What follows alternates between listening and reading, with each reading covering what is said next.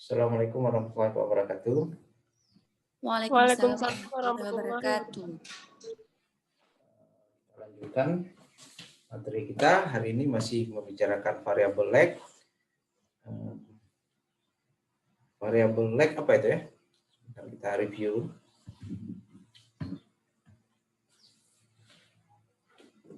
Apa variabel lag?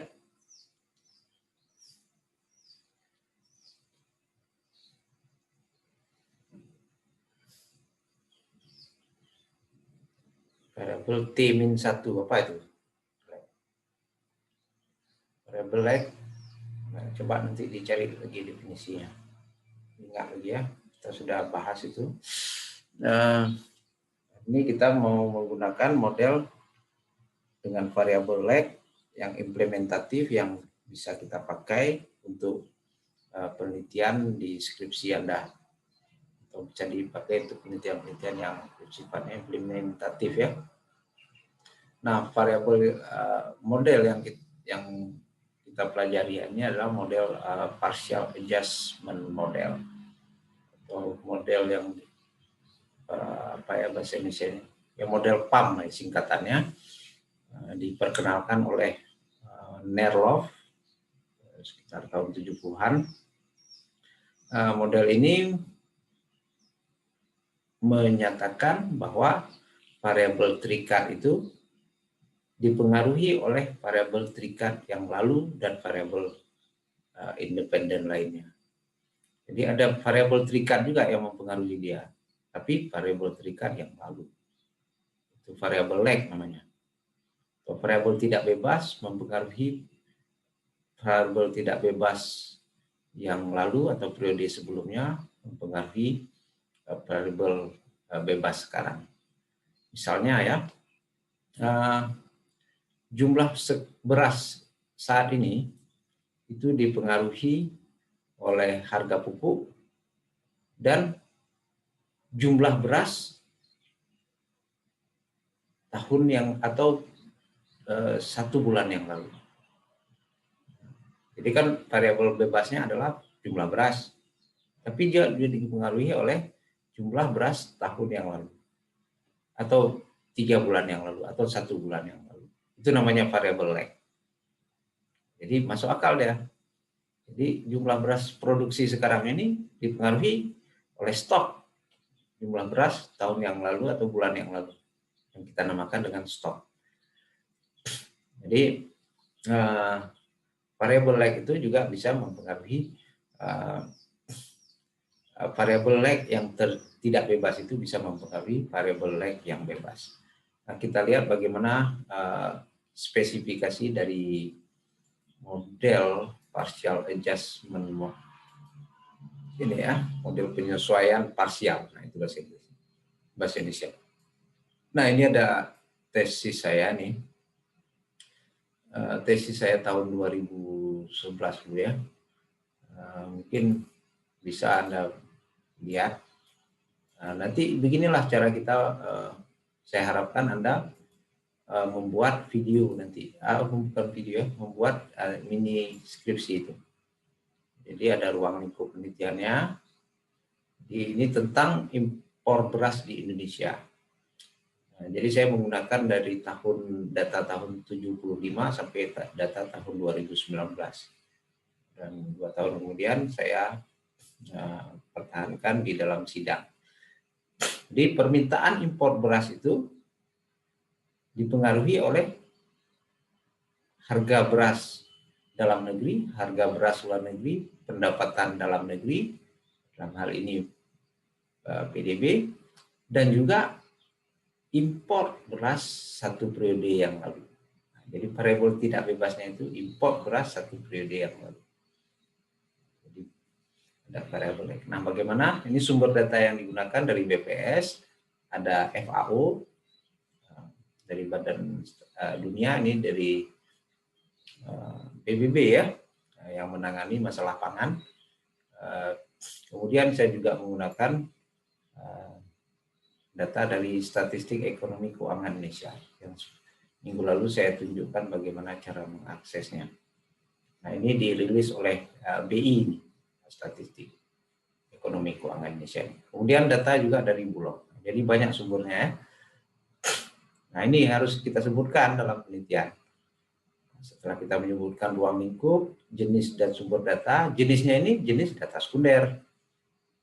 Diperoleh dari laporan-laporan publikasi dari instansi yang berwenang. Dari Statistik Indonesia, atau BPS, FAO, Bank Indonesia, dan Bulog. Serta juga Departemen Pertanian. Ada beberapa institusi, banyak 5 ya. Datanya, kita sebutkan lagi. Adalah time series. Time series itu di mana tanya 1975 sampai 2009. Ya, pada waktu itu. Jadi antar waktu per tahun dia. Itu yang kita maksud dengan data time series. Disebutkan karena data selain time series apa data lainnya? Coba diulas bentar. Siapa yang bisa? Apa saja? Data-data selain time series apa lagi? Masih ingat? Ada data? Ayo, coba dilihat catatannya. Tawani masih ingat? Kalau misalnya antar nelayan A, nelayan B itu data apa itu? Data cross section. Kemudian ada satu lagi data panel. Jangan lupa itu ya. Nah, itu disebutkan nanti. Ya, data time series. Nah, dalam penelitian ini, kita kembali ke topik, pembahasan kita menggunakan data time series. Jadi, tipenya itu time series. Waktu ya. Nah, model analisisnya ditulis pertama seperti ini. Kita harus spesifikasi dalam ekonometri itu. Nah, kenapa saya langsung ke bab 3 ini? Bab 3 ini kan metodologi penelitian. Salah satu dalam metodologi penelitian yang penting adalah menspesifikasi, menjabarkan model-model secara teoritis. Nah, kita awali dia menulis secara model matematisnya dulu seperti ini. Permintaan impor, jumlah permintaan impor saya notasikan, saya simpulkan dengan pada tahun T itu dengan MD. Ini dari bahasa Inggris. M import, D demand kan gitu. Kemudian harga impor itu import notasinya M, harga price. Kemudian harga domestik D ini pada tahun T, P harga, kemudian income pendapatan. Nah, pada awalnya model matematisnya seperti ini. Nah, nanti kita mau lihat bagaimana dia muncul MDT kurang 1 di sini. Nah, ini bagaimana membaca model matematis seperti ini? MD atau import, permintaan impor beras itu dipengaruhi atau fungsi dari harga impor, harga beras impor, harga beras domestik, dan pendapatan nasional. Kan begitu ya. Nah, ini model matematis. Dengan kata lain kita bisa memahami persamaan ini adalah permintaan impor beras itu pada tahun T itu dipengaruhi, ditentukan oleh harga impor, harga beras impor, harga beras domestik, dan pendapatan nasional. Ya. Nah, ini dia. Pahami dulu notasi ini, simbol-simbolnya ini. Nah, kita harus jelaskan ya, definisikan MD ini apa. Enggak orang bingung bacanya. PM ini apa, PD ini apa, ada di halaman selanjutnya. Jadi kita harus jelaskan lengkap dengan satuannya. Kalau harga impor ini saya pakai harga dolar per ton. Nah, harga domestik rupiah per kilogram. Jadi dalam regresi tidak masalah dia nih, berbeda nih. Ini dolar, ini rupiah. Ini ton, ini kilogram. 1 ton berapa kilogram? Siapa yang tahu?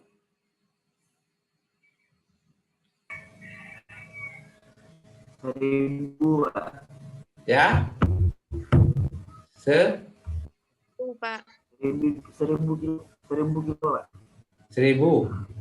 Oke, benar. 1000 ya. Nah, 1000 kilogram berapa ton? 1 ton. Nah, dibalik aja sih kita. Betul, Pak. Nah, gitu dia. Paham ya? Oke.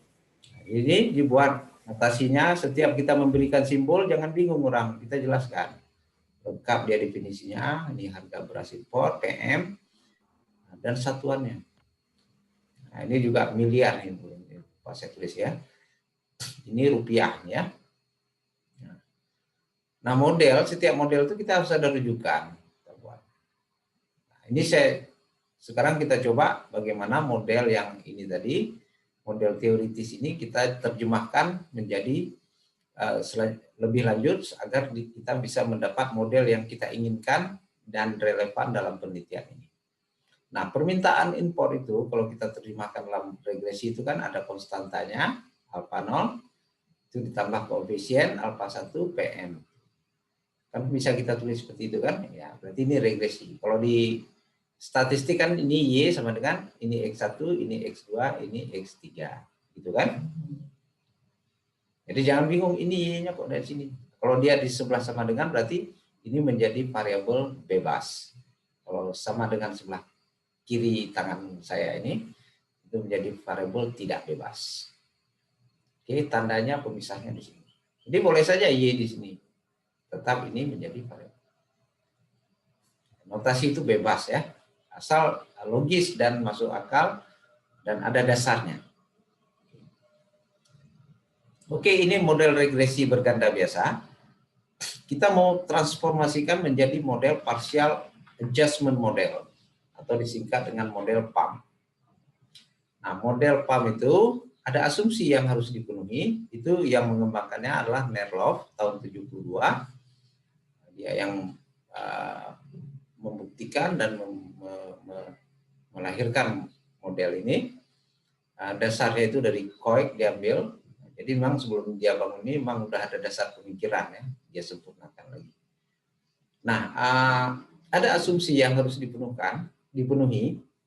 Yang pertama, permintaan impor dikurang dengan impor tahun yang lalu, T-1 kan, T yang kita maksudnya adalah tahun. Itu sama dengan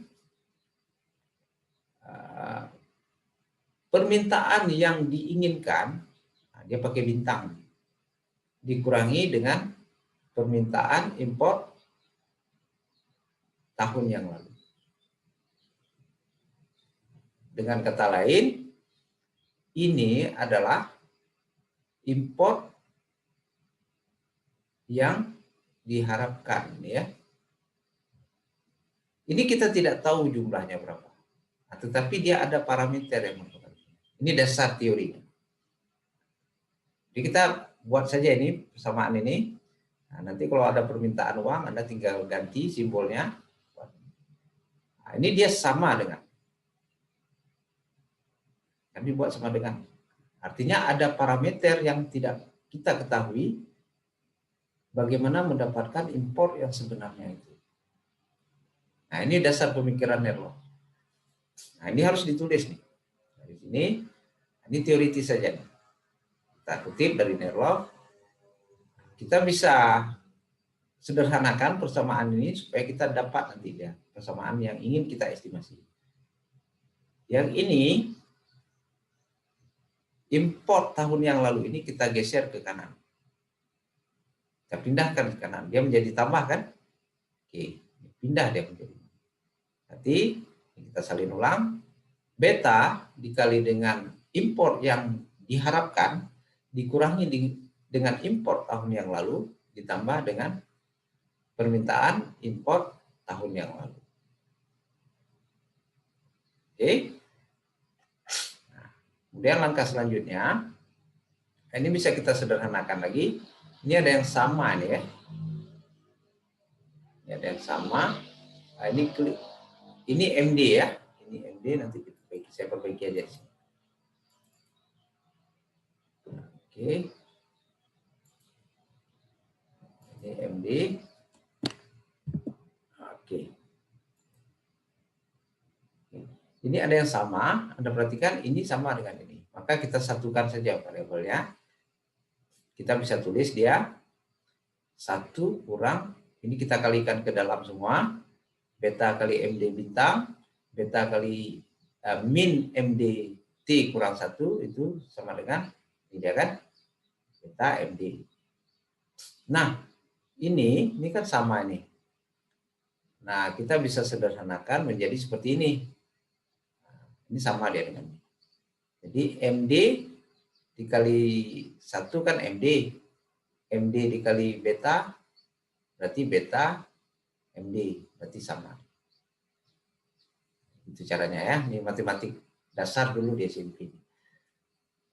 Oke, kita udah dapat bentuk yang sederhana, kita nggak bisa sederhanakan lagi nih. Di mana koefisien penyesuaian, nah beta ini disebut dengan koefisien penyesuaian. Adjustment yang dimaksudkan Nerlock tadi, nilainya itu beta lebih besar atau sama dengan 0, atau lebih kecil atau sama dengan 1. Jadi MDT dikurang MDT kurang 1 itu tidak lain adalah permintaan yang sebenarnya. Jadi kalau kita mau tahu stok beras sekarang berapa sebenarnya? Stok beras sekarang itu adalah jumlah produksi sekarang ini dengan jumlah produksi dikurangi dengan jumlah produksi tahun atau bulan yang lalu. Itu kan dia logikanya. Nah, ini sudah dapat kita teoritis dari konsep Nerlock itu. Nah, kita mau kita jadikan dia model regresi yang ingin kita estimasi. Caranya, nah, kenapa kita mau jadikan model estimasi yang bisa kita estimasi? MD star ini atau MD yang ada bintangnya ini tidak ada datanya. Ini yang kondisi sebenarnya. Kita kan menggunakan sampel, maka kita harus hilangkan bintang ini. Desire dari impor itu atau harapan dari impor itu. Jadi bintang ini harus kita hilangkan. Caranya sederhana saja, substitusikan, masukkan tanda bintang ini, persamaan 32 ini kan. Nah, ini persamaan 32 kita substitusikan ke persamaan 33. Kita substitusikan ya. Masukkan. Nah, jadi seperti ini. Kita substitusikan ya. Oke. Substitusikan. Nah, ini kan NDT ini. Masukkan dia. Nah, kemudian udah jadi seperti ini. 33. Oke. Nah, ini kan ada dua parameter ini dikalikan. Ini kita kalikan aja nih. B kali alfa 0 berarti alfa 0 beta atau beta alfa 0. Ini kalikan dengan parameter ini kalikan dengan parameter. Selesai ya. Oke ya. Kemudian sudah selesai, ini kita notasikan ulang menjadi, kita sederhanakan, kita simpulkan error term ini yang sudah dikalikan dengan beta, ini kan dikalikan dengan beta di error term itu adalah epsilon T. Yang ini kita ganti dengan gamma, di mana gamma itu adalah beta 0 alfa, beta alfa 0, gamma 0, ini konstanta, dan ini koefisien PM, dan ini koefisien PD, ini koefisien dari MD T kurang 1. Sudah dapat kan? Nah, di mana Y ini adalah gamma 4 ini adalah 1 kurang beta. Besarnya nilai gamma 1, gamma 2, gamma 3 ini lebih besar dari 0. Kita harapkan, karena ini teoritis dari mikro konsep permintaan. Nah, model ini kita harapkan dia menjadi linier. Nah, supaya dia menjadi linier, maka kita bisa menggunakan cara dengan melogaritmakan menjadi MDT. learn ini kita logaritma naturalkan, kita transformasi dia menjadi logaritma, semuanya kita logaritmakan. Jadi model yang ini tinggal kita log kan, ini log atau ln. Itu dia dasarnya ya. Ada pertanyaan sejauh ini? Silakan. Sebelum kita lanjutkan.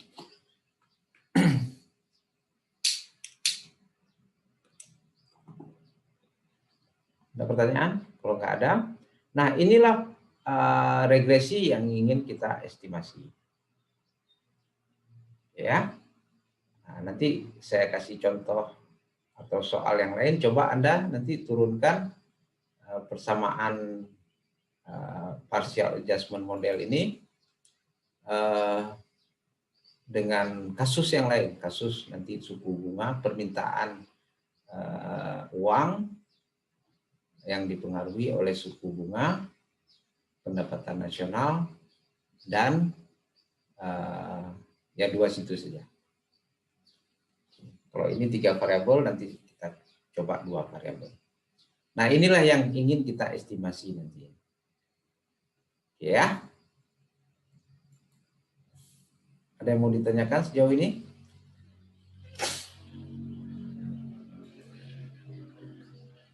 Kalau tidak ada, kita lanjut ya.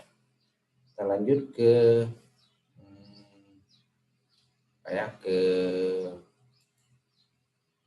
Fuse ya. Coba dibuka Fuse-nya. Nah, datanya sudah saya kirim. Fuse atau Anda lihat, perhatikan dengan baik. Fuse mana nih? Oh, ini dia Fuse. Kelihatan Fuse-nya? Oke. Langkah pertama, ya, kita tutup dulu. Kita buka Fuse. Oke, saya ulangi dulu. Saya buka dulu Fuse.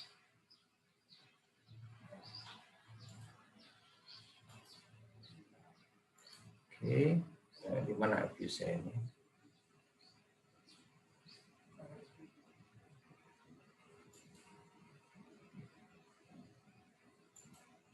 Tadi udah terbuka, sekarang tidak nampak lagi.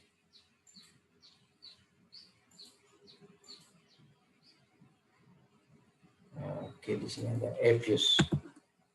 Fuse, oke, ini dia Fuse-nya.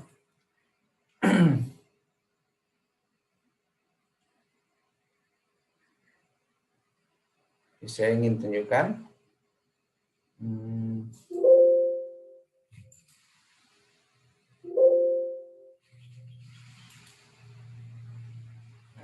Share screen.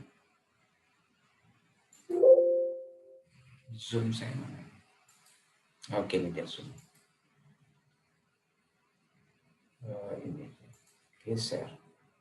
Nah, setelah dibuka Fuse, kita bisa mulai dari sini atau kita close ini bisa juga. Kita close ini, kita import data saja ya. Kita klik file, import data from file. Cari data di sini. Saya simpannya di D. Saya cari ini data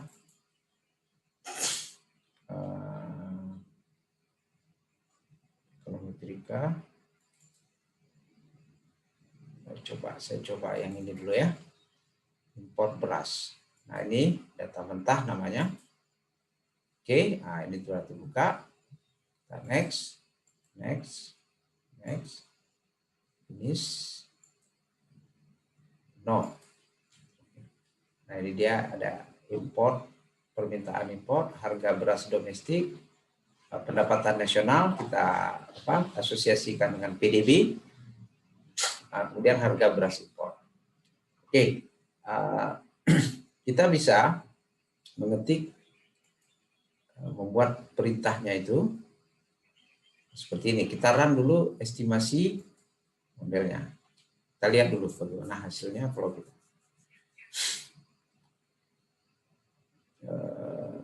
ketik MD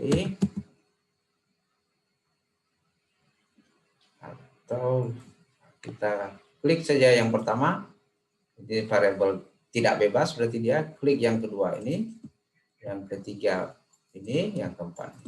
Jadi urutannya itu penting, akan dihitung dia. Kita open as equation. Nah, ini akan lebih cepat. Nah, ini ada MD, PM, sesuai dengan kita klik tadi. Ini konstantanya terakhir. Konstanta kan biasa setelah sama dengan kan kita pindahkan kemarin. Nah, metode estimasinya least square, coba kita tes saja.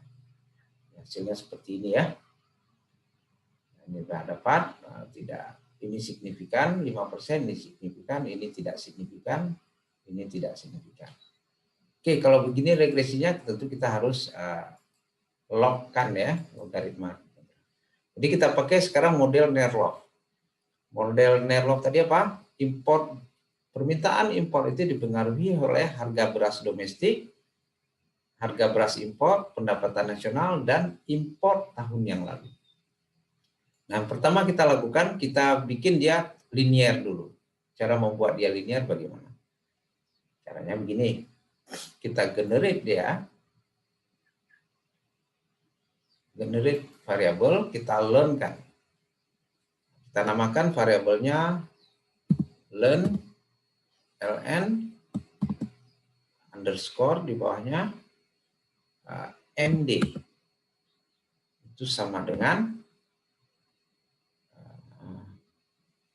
log dari MD. Ini perintahnya. Ini nama variabelnya. Nanti dia akan muncul di sini nama variabel. Kita oke kan ya? Lihat sampelnya nih dibaca dari 84 sampai 2019 kan? Nah, udah jadi kita variabel satu. Ini dalam bentuk learn. Datanya mau lihat angkanya ini, klik dua kali sudah berubah dia angkanya. Oke, kalau mau lihat angka MD-nya yang sebenarnya ini dia. Ini kan jauh nih, pada tahun 84 ini hanya 414 ton yang diimpor. Kenapa sedikit kali ya? 85 lebih sedikit lagi. Ada yang bisa jawab nih? Hartawani gimana yang sedang meneliti tentang padi dan beras ini? Anda baca? Ini sedikit impornya. Ya, begitu tahun berikutnya sudah tinggi. Kenapa? Karena pada tahun 84 ini Indonesia mencapai swasembada beras. Di zaman Pak Harto dulu, sehingga nih. Nah, kalau datanya jauh seperti ini kan kita akan terjadi data yang ekstrim ya. Sehingga hasilnya bisa tidak signifikan ya. Maka kita perlu transformasi, kita coba transformasi dalam bentuk logaritma natural. Oke, kita tutup saja. Kemudian langkah berikutnya kita logaritmakan natural variabel lainnya. Ini variabel PD ya. Kita generate ya. Kita klik quick generate series. Kita namakan variabel learn underscore PD. Itu sama dengan log dari PD itu. Oke kan? Oke, ada salah ketik saya. Nah, ini kan perintahnya salah nih. Ini harus spasi dia. Nggak boleh huruf besar tadi. Dia dalam kurung spasi. Ini pasti. Nah, jadi dia. Ini udah jadi learn. Kemudian apa lagi perlu kita learn kan? PDB. Ini urutannya ini nggak berurut, nggak apa-apa kalau di sini. PDB kita namakan dia learn underscore PDB. Jadi harus huruf kecil aja ya. Itu log spasi PDB dalam kurung. Tutup kurung. Oke kan? Nah, jadi PDB sudah dalam bentuk learn. Kemudian harga beras impor kita learn kan ya. Kita klik lagi quick generate series. Kita namakan dulu dia learn harga beras impor. PM sama dengan log spasi PM tutup kurung. Oke kan. Sudah ada 3 variabel. Nah, sekarang satu lagi kita mau buat variabel tidak bebas itu menjadi variabel lag, variabel 1 tahun yang lalu. Import beras 1 yang lalu atau variabel stok kalau di supply. stok beras tahun yang lalu. Caranya sama, generate series, cuma perintahnya beda. Tadi kita bikin log, sekarang kita bikin leg. Berarti kita namakan dia leg underscore MD. Oke, sama dengan MD dalam kurung -1. Itu perintahnya. Ini yang harus Anda ingat. Jadi kalau nanti variabel bebasnya itu Y, ya buat Y -1. Ya, berarti ini MD. Coba kita, mudah-mudahan tidak salah saya. Oke, sudah jadi. Nah, ini variabel leg-nya. Jadi model Nerlov tadi, bagaimana? Kita tutup dulu nih. Kita lihat model Nerlov tadi. Model permintaan import beras partial adjustment tadi ya. Nah, ini model partial adjustment. Learn MD, learn gamma 0, learn gamma 1, harga, ini sudah ada, PD, kemudian PDB, ini notasinya beda ya, Y. Saya pakai PDB di sana di data kita. Kemudian MD T-1, ini leg-nya. Leg tadi.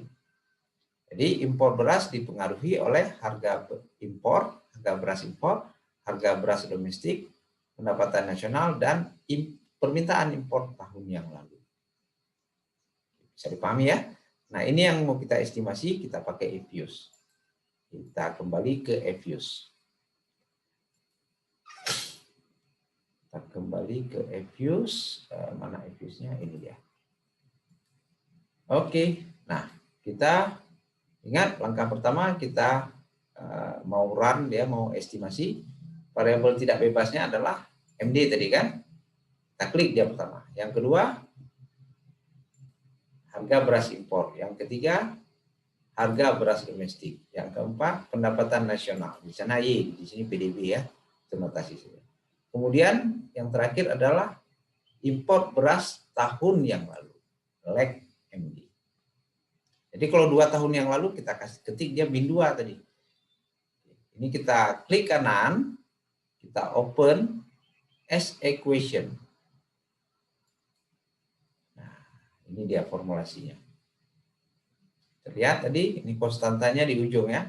Kita pindahkan saja konstantanya. Kita Ctrl X di samping di sini saja spasi dia. Jadi, ini variabel bebas, ini konstanta, ini harga beras impor, ini harga beras dalam negeri, ini pendapatan nasional, dan ini permintaan impor tahun yang lalu. Oke, metode estimasinya least square, sampelnya itu 1984 sampai 2009. Berapa tahun nih? Sampel segini? Berapa tahun? Dari 84 sampai 2019, berapa sampelnya? Berapa observasinya? Siapa bisa jawab? Silakan. Berapa tahun? 1984 sampai 2019? 125, Pak. 25 tahun.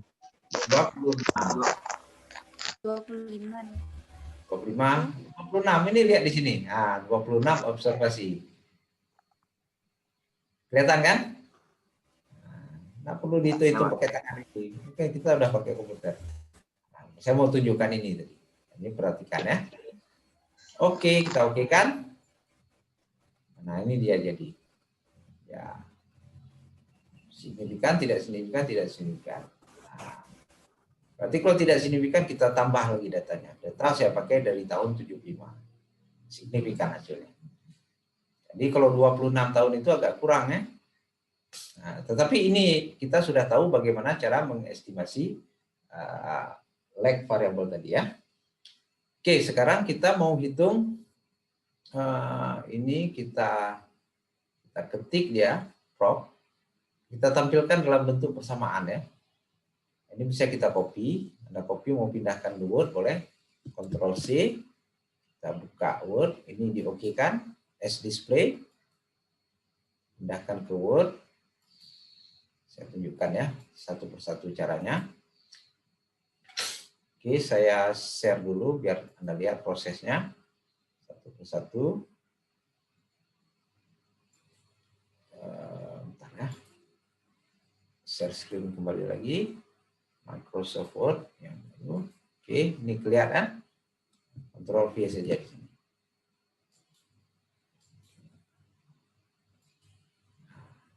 Oke. Jadi dia seperti ini. Ini Anda laporkan. Ketik dia laporannya. Kemudian saya stop screen lagi. Saya mau tampilkan views-nya sekali lagi. Nah, setelah ini Anda mau tampilkan dia sebagai persamaan juga bisa. View, klik representation. Nah, ini dia bentuk persamaan model PAM tadi. Ctrl C saja, paste lagi di laporan penelitian kita.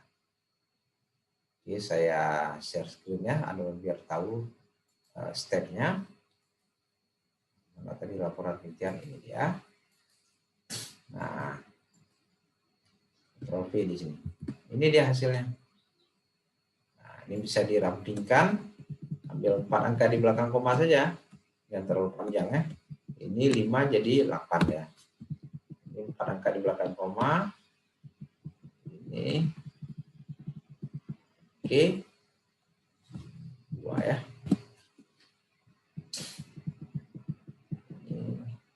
Ini karena nggak signifikan, apa kita lihat aja. Tapi ini syaratnya sebenarnya kalau kita laporkan dia harus signifikan semua ya. Tapi nggak apa, saya mau memberikan contoh saja kepada Anda. Oke. Ini 4 angka di belakang koma. 0, ini kan kalau Indonesia kita koma ya, ganti aja nih laporannya. 8,3, koma aja, jangan titik. Di Amerika titik. Oke. Ini juga diganti semua jadi koma. Ini 4 angka di belakang koma. Nah, seperti ini. Terus saja. Ini ada min 7 nih, ini 0,00 ya. Sampai 7 komanya.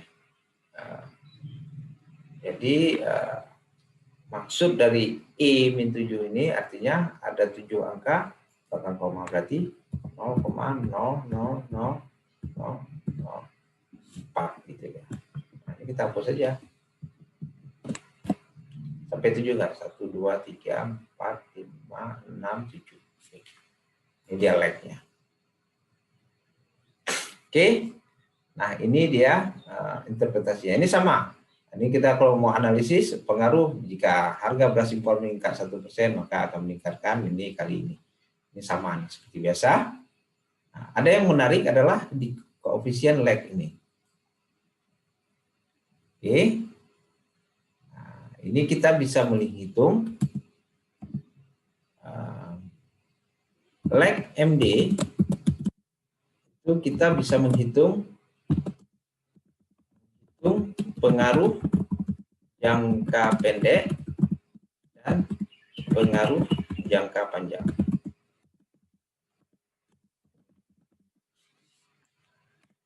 Ini dia kelebihan dari model Netlog. Nah, pengaruhnya dalam jangka pendek ini. Dalam jangka pendek, impor tahun yang lalu itu berpengaruh sebesar 0,00004. Kecil pengaruhnya ya. Nah, jangka pendek pengaruhnya sebesar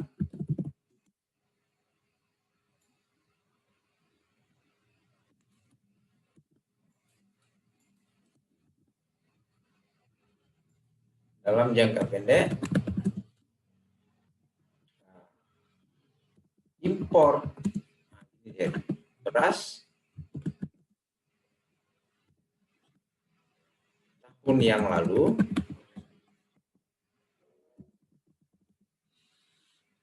pengaruhnya sebesar 0,0. Dalam jangka panjang pengaruhnya harus hitung nih. Kita lihat nanti saya share lagi di metodologi penelitian tadi. pengaruhnya dalam jangka panjang, cara menghitungnya begini. Nah, ini short run, ini jangka pendek, ini jangka panjang, long run. Dalam jangka panjang itu pengaruhnya, ini kan, kita bisa hitung gamma 1 per 1 kurang beta. Oke? Jadi masing-masing dari koefisien ini kita bisa hitung. Nah, mana tadi dia? Ini dia. Nah, masing-masing ini kita bisa hitung. Jadi kalau pengaruh harga impor, pengaruh jangka panjang, pengaruh harga beras impor atau PM dalam jangka panjang, itu kita hitung, bisa hitung.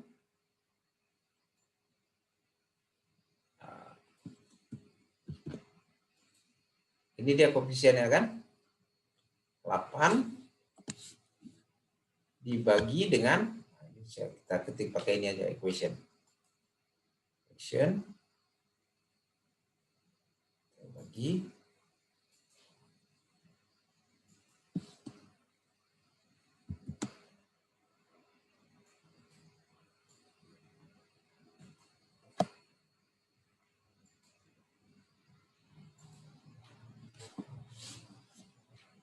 dibagi dengan, sebentar ya, oke, 8 dibagi dengan 1 kurang beta tadi, berarti 1 kurang ini,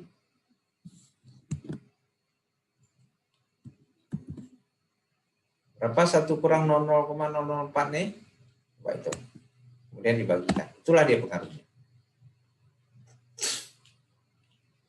Bisa hitung itu ya. Coba dihitung pakai kalkulator. Saya HP agak jauh nih.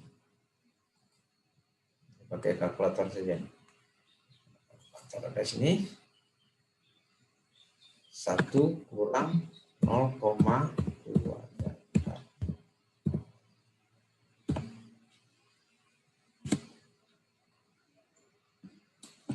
Sini.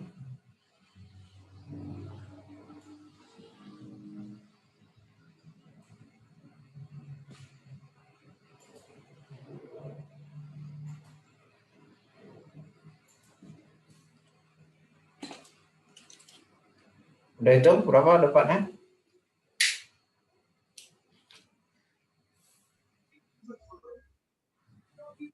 Nol koma 19.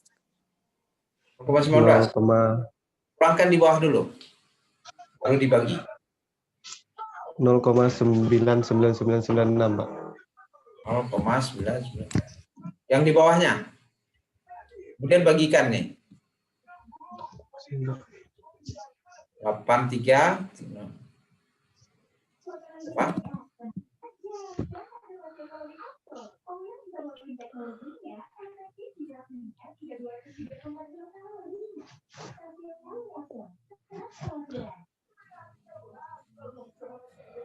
Kita tekan kalkulator aja. 8,3 0,2 dibagi dengan 0,996 tadi kan? 9-nya 5 kali, Pak. Ya. 0,99996. Oh gitu ya. Nah, berapa dapatnya? Berapa? 3.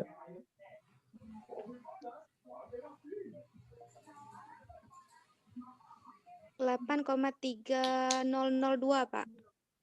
Oh, nah, ini di atas nih kan? Ini di atas ini. Oh. Bagikan terus. 8,3002 dibagi dengan, kan gitu dia. Dibagi dengan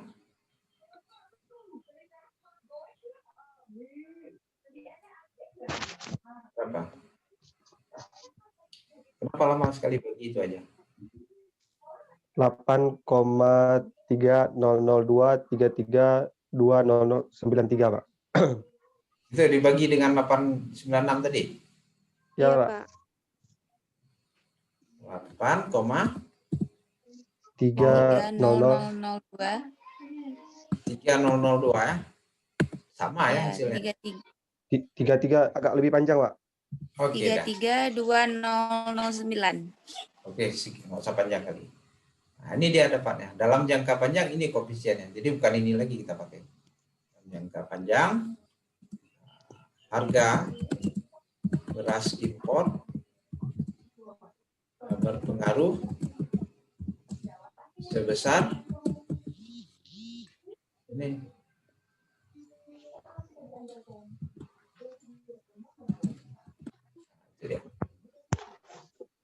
Dan kita hitung ini juga harga beras domestik. Nah, pengaruh jangka panjangnya berapa? Nah, cara hitungnya?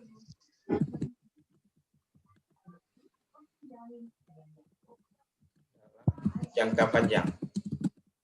Jangka panjang itu 25 tahun kan? Sama. Yang ini dibagi dengan 0,996 tadi. Dengan cara yang sama kita bisa hitung. Cuman angka yang beras domestik kita ambil. Apa saja ini? Berarti 0,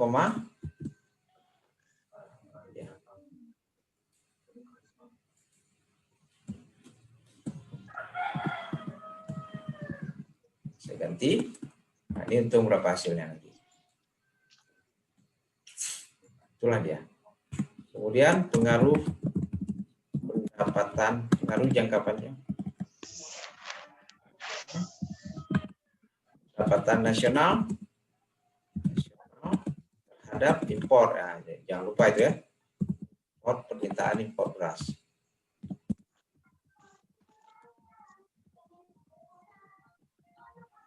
Itu bisa kita tulis sama pakai rumus ini juga. Copy aja, jangan lama kali. Nah, cuman angka ini, angka PDB ini kita ambil. Nah, di bawahnya sama. Oke. Coba di-mute dulu tuh, ada suara-suara tuh siapa tuh? Di-mute ya. Ini hitung berapa nanti. Itulah besarnya pengaruh terhadap permintaan impor beras. Terhadap impor beras. Permintaan impor beras ya.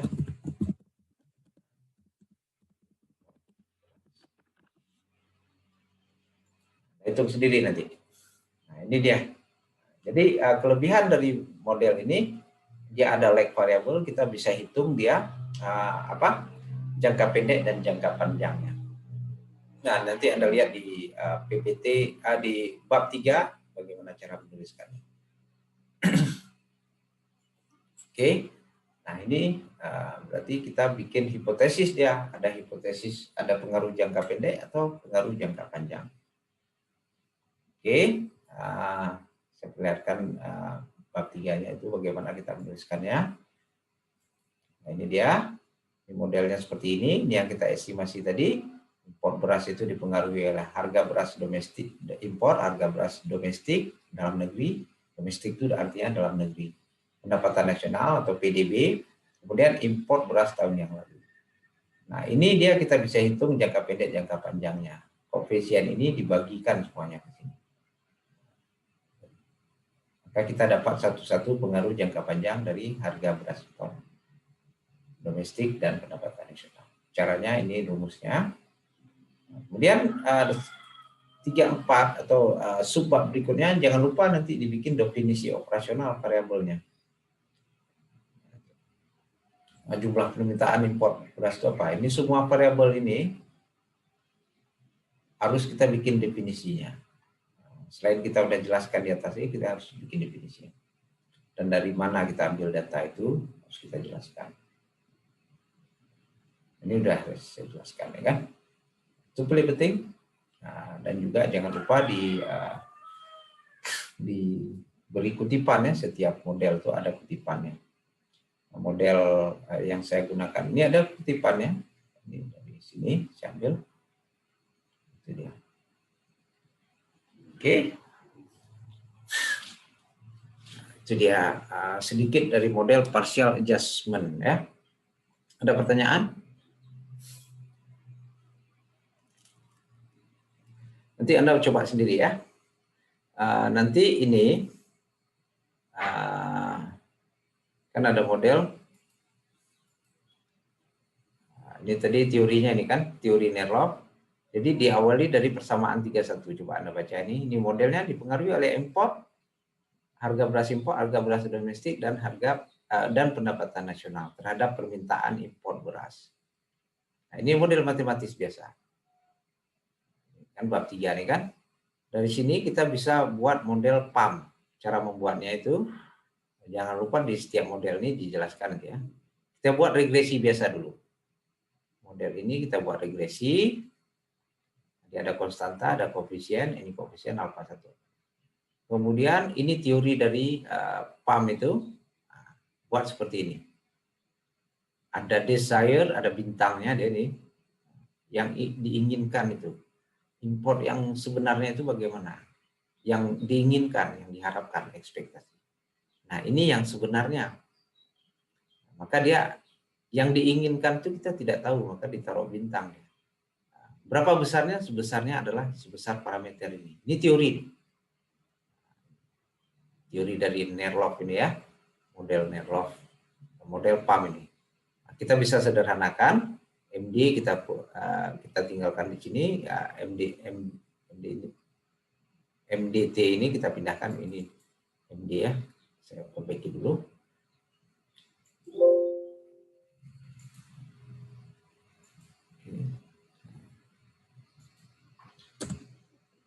Oke, nah ini dia sebenarnya. Oke, nah udah seperti ini.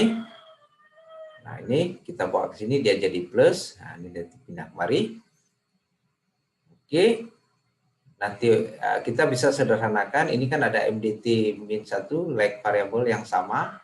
Kita sederhanakan. Tinggalkan satu saja. Caranya seperti ini. Nah, ikuti saja langkah ini. Ini buat nanti koefisien ini namanya koefisien penyesuaian. Ini teorinya ya.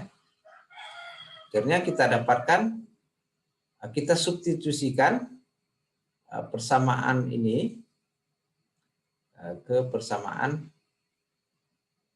ke sini. Kalau kita substitusikan sini, nanti dicari, kita diperoleh, kita substitusikan. Nah, ini udah dapat, kita masukkan dia ini. Masukkan ke ketiga. Ini kan MD. MD ini juga MD, kita gantikan ya. Gantikan, maka ini dia. Kita kalikan aja nih, ini kali ini, beta kali alfa 2, beta kali alfa 3. Ini kali kan, sudah dikalikan. Nah, tulis saja seperti ini. Ini matematika, ada angkanya nih ya. Kemudian ini kita definisikan, jangan banyak kali notasinya. Kita sederhanakan, nah, menjadi gamma 0. Ini menjadi gamma 1, ini gamma 2. Di mana gamma 0 itu isinya ini. Nah, kita mau linearkan dia, maka kita learn-kan semua ini persamaan. Jadi deh, seperti itu. Ini modelnya. Nah, nanti coba kita kasih case ya, kasus bagaimana kalau permintaan uang M2.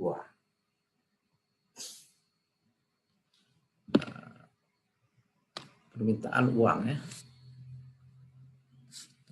Permintaan uang.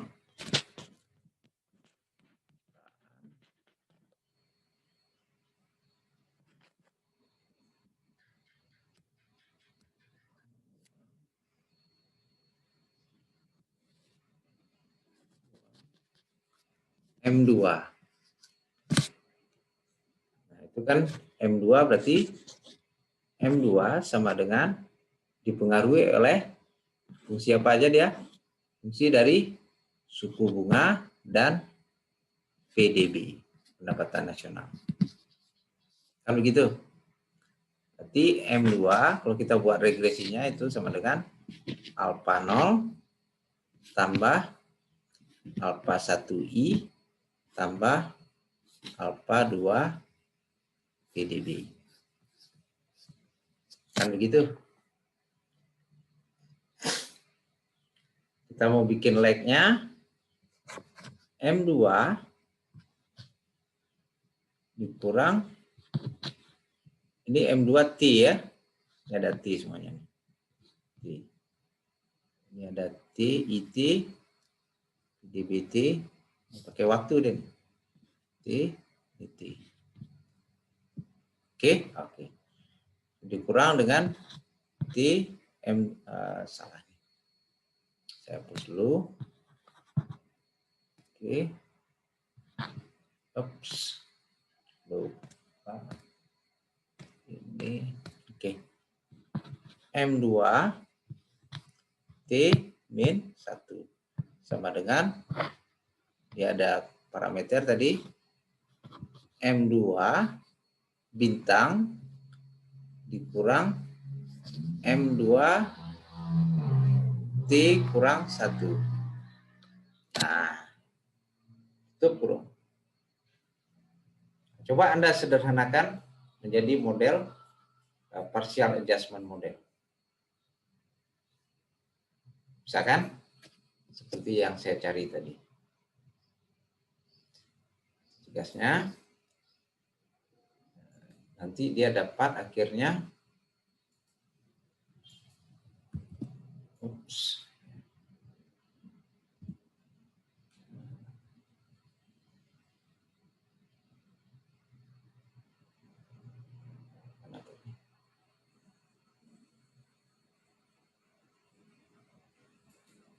Gini ya.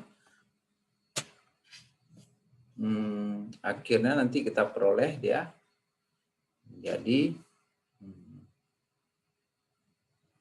sip. Saya tampilkan baru ya. Nanti kita akan dapatkan modelnya, kita linearkan len M2 itu sama dengan gamma 1 tambah len gamma 2 I T tambah gamma 3 PdB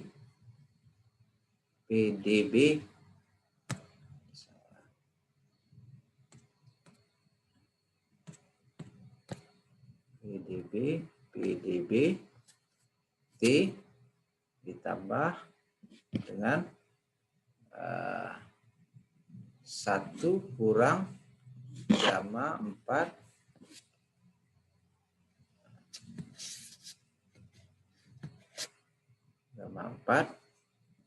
M 2 T kurang 1. Ini hasil akhirnya. Prosesnya dapat seperti ini bagaimana? Nah, kita bisa run dia. Persamaannya saya ada datanya nih. Saya tunjukkan sekilas saja. Kita buka Evius kita lagi. Kita buka Evius kita close saja yang tadi. Kelihatan Eviusnya nih? Halo? Eviusnya kelihatan? Kelihatan, Pak. Kelihatan, Pak. Oke, kita buka yang baru. Kita import filenya. Kita cari data permintaan uangnya. Data sudah saya kirim ke masing-masing classroom. Kita lihat permintaan uang.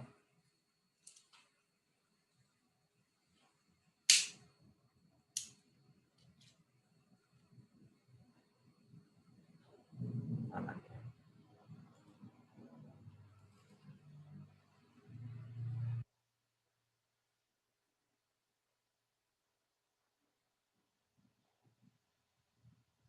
Ekonometrika ini.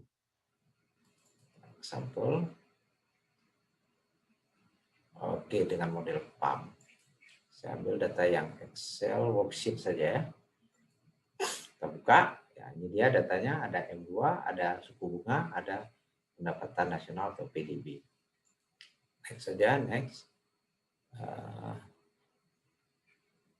Next. Oke. Finish. Oke.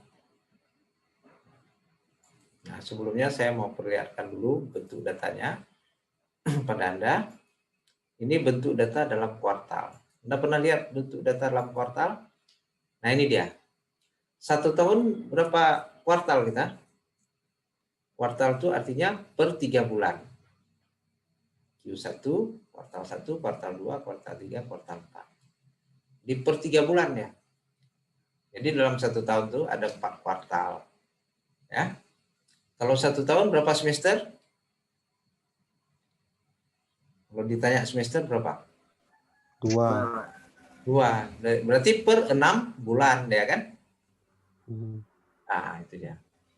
Kalau per bulan berarti 1 tahun ada 12 bulan. Jadi kalau ditanya per kuartal, 1 tahun ada 4 kuartal. Dia per 3 bulan. Kalau semester per 6 bulan. Kalau bulanan ya per bulan. Nah, ini dia per kuartal. Bisa dipahami ya? Oke. Ini bentuk datanya dalam kuartal. Nah, biasanya yang di moneter ini dia akan banyak bersinggungan dengan hal-hal seperti ini. Jadi Anda lihat kuartalannya. Kita kembali ke EViews kita. Oke, ini EViews-nya. Nah, ini kuartalnya sudah muncul. Nah, yang perlu kita fokus adalah di variabel M2, PDB, dan suku bunga. Yang mana variabel tidak bebasnya?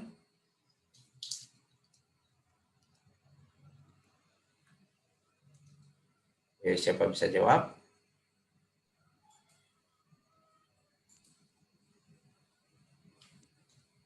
M, permintaan M2. uang adalah M2. Nah, ya kan?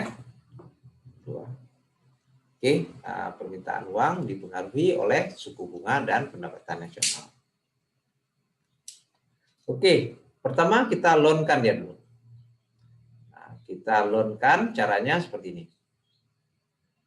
Sama seperti tadi, kita klik quick, pilih generate series, kita learn-kan, beri nama dulu dia, LN, learn dari suku bunga. Itu sama dengan log dari I tadi. Jadi harus spasi ya, habis log spasi dalam kurung I. Kita oke. Observasinya berapa nih? Sampelnya berapa? 23. N-nya 23 ya. Oke, ini udah jadi learn-nya. Kemudian kita M2-nya kita logaritmakan juga, generate series caranya. Kita namakan variabelnya underscore apa tuh namanya M2 ya. M2 sama dengan log dari spasi M2. Kita oke kan? Kemudian PDB-nya kita logaritmakan juga. Kita learn-kan caranya quick generate series. Kita namakan dulu ya. N, karena kita namakan nanti dia keluar di sini namanya. N PDB sama dengan log dari spasi PDB. Oke. Ini dia. Nah, itu yang mana variabel tidak bebas tadi? M2. Itu kita klik pertama. Kemudian dipengaruhi oleh suku bunga. Ini tekan kontrol aja ya. Kontrol, suku bunga, kemudian dan PDB. Kita klik kanan, kita open as equation. Nah, ini dia. Nah, boleh mau pindahkan konstantanya setelah variabel terikat spasi. Oke, ini dia.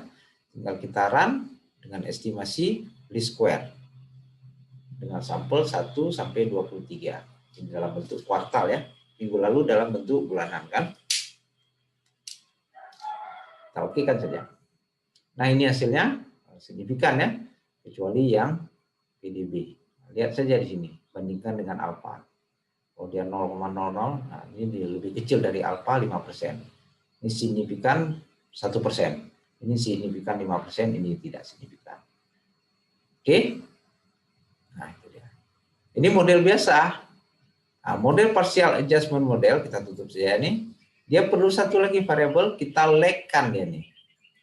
Nah, M2-nya ini kita legkan. Bagaimana caranya? Sama seperti learn tadi, cuma perintahnya beda. Klik quick, generate series, kita namakan dia leg, score, M, learn M2. Nah, yang learn kita ambil ya. Learn M2. Oke, sama dengan log dari ln score learn M2. M2. Oke. Ini tutup kurung, jangan lupa ya. Ini tidak tulis. Kita mau bikin leg ya. Kalau leg min 1 saja. Min 1. Leg learn M2. Nah, caranya ini perintahnya. Learn M2, artinya variabel dari M2 ini kita bikin dia menjadi min 1. Menjadi leg. Ya. Ini namanya. Oke. Nah, jadi dia hanya variabel legnya. Oke, kita run dia. Kita mau hitung, kita estimasi variabel terikatnya ini. 2. Variabel bebasnya dipengaruhi oleh suku bunga, dipengaruhi oleh pendapatan nasional, dipengaruhi oleh jumlah uang kuartal yang lalu. Jadi karena kita pakai data kuartal, maka leg-nya adalah leg kuartal ya. Kita klik kanan ini, jadi urutannya diperhatikan. Saya ulangi, kita cari dulu variabel tidak bebasnya, learn M2. Ini kita klik pertama, kita tekan kontrol supaya jangan hilang.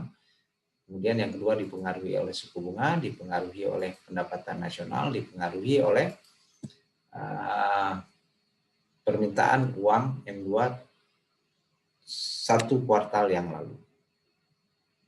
Kita klik kanan, open as equation. Kita buka dia sebagai equation. Sudah jadi dia, biarkan konstantas ini juga boleh. Kita okekan langsung. Nah, ini dia hasilnya.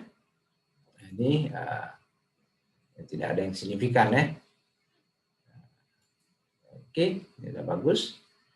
Nah, ini hasilnya seperti ini, objek. Nah, jadi kalau nggak signifikan, bagaimana cara? Tambahkan datanya sampai sebanyak-banyaknya. Sampai ratusan, ini data kita kan hanya sampai 23 kan. Nah, kita perpanjang.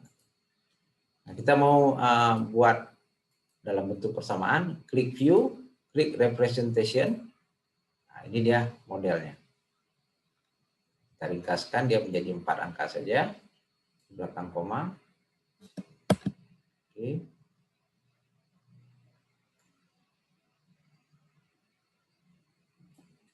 Oke. Oke. Ini konstantanya di sini kita pindah ke sana. Kita pindahkan kemari.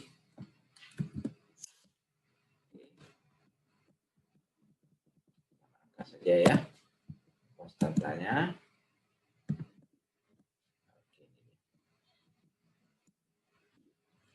Ada pertanyaan ini? Nah, tinggal kita hitung jangka pendek dan jangka panjangnya. Caranya sama. Ambil koefisien ini dibagi dengan masing-masing koefisien ini. Coba Anda kerjakan ini semuanya ya. Ikuti langkah-langkahnya seperti yang sudah saya lakukan. Silahkan dicoba ya, latihan. Agak sulit sedikit, tapi ini yang termudah dari model time series. Yang termudah dari model time series. Yang lain panjang gitu. Oke, ada pertanyaan? Oja, Ricky? Udah paham kali berarti ya? Kalau nggak tanya berarti paham sekali. Prima, udah seminar. Sri Mulyani,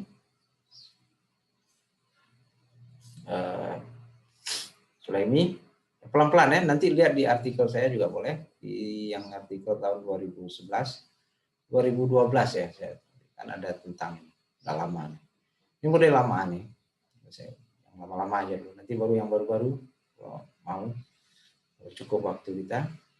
Oke. Jika tidak ada pertanyaan, siapa yang udah ada Evius, silakan dicoba. Datanya ada itu. Data suku bunga M2 dipengaruhi oleh suku bunga dan PDB tadi. Dicoba aja.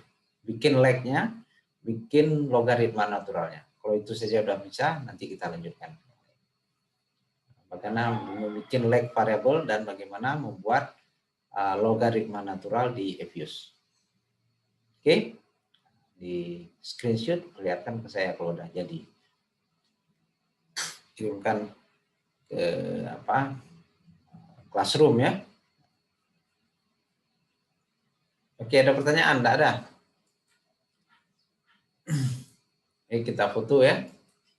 Selesai. Anda lanjutkan dengan latihan di Evius. Yang punya Evius siapa nih? Siapa yang udah punya? Si ini kemarin ya. Permata ya, udah ada Delphi. Delphi mana nih? Delphi. Ya. Permata Fitri. Nah, udah install kemarin. Delphi Handayani juga ada ya. Nah, coba dilatih di situ. Nanti yang belum ada nanti jumpa Pak Pandi, Rifki ya. Nah, instalkan Pak Pandi. Minta tolong ya. Oke. Ahmad Samhudi gimana? Ahmad Samhudi. Ya, Pak. Ada pertanyaan? Ada, Pak. Ada ya? Oh, ya, ya. Oke. Nah, saya kira demikian. Kita foto dulu. Oke, 1, 2, 3. Terima kasih sudah hadir di sini. Selamat belajar. Jangan menyerah. Pelan-pelan baca artikel tentang model PAM. Mungkin Anda akan lebih paham karena di kuliah ini sedikit saja ya. Yang bisa saya berikan. Insya Allah mudah-mudahan bisa digunakan dalam skripsi. Dan ini akan berbeda dengan skripsi-skripsi yang sudah dilakukan oleh kakak-kakak Anda. Baik, wabillahi taufiq wal hidayah. Assalamualaikum warahmatullahi wabarakatuh. Waalaikumsalam. Waalaikumsalam warahmatullahi warahmatullahi wabarakatuh. Wabarakatuh.